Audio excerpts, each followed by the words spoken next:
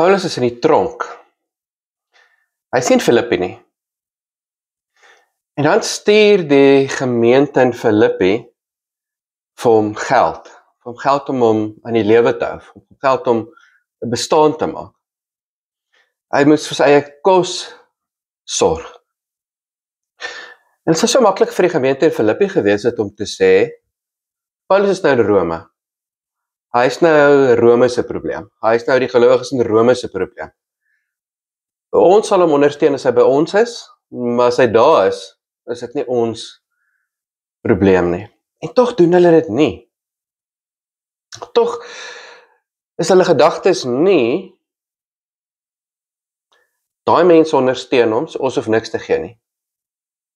Hulle gedagtes is nie, wat het Paulus nodig, en as hy dit kry, dan hoef ons niks te doen nie. Hulle gedagtes is, wat het Paulus vir ons beteken? En ons wil hom help, en ons wil hom ondersteun, en ons wil vir hom iets gee. Maak nie saak wat ander mense gee nie. Maak nie saak hoeveel hy alreeds het nie. Maak nie saak hoe ander mense hom ondersteun nie. Ons wil hom ondersteun vir wat hy vir ons doen. In die Nuwe Testament is dit die groot skuif in hoe gelowiges hulle leiers ondersteun. In die Ou Testament was dit, jy moet 'n tiende gee van alles. En jou tiende het die tempel en die priesters onderhou. In die Nuwe Testament is dit, gee uit dankbaarheid. Gee wat jy in jou hart voorneem. Nie 'n reël 10% nie. Nie, wat het hulle nodig en as hulle genoeg het, hoef ek nie meer te gee nie.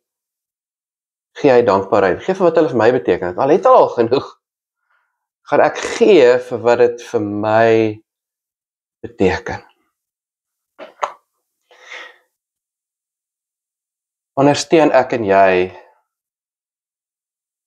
die mense wat ons help om by Jesus uit te kom.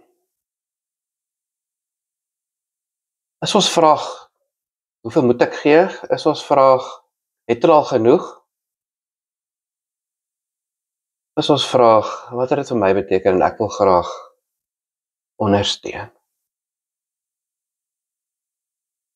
Hoe ondersteun jy die mense wat God vir jou bring? Here God, dankie vir mense in ons lewe wat U na ons toe bring. Dankie vir mense in ons lewe wat vir ons omgee. Dankie vir mense in ons lewe wat ons wys wat dit beteken om as U kinders te lewe. Leer ons om dankbaar te wees. Leer ons om hulle ook ondersteun. Omdat ons wil. Omdat ons graag iets vir hulle wil doen.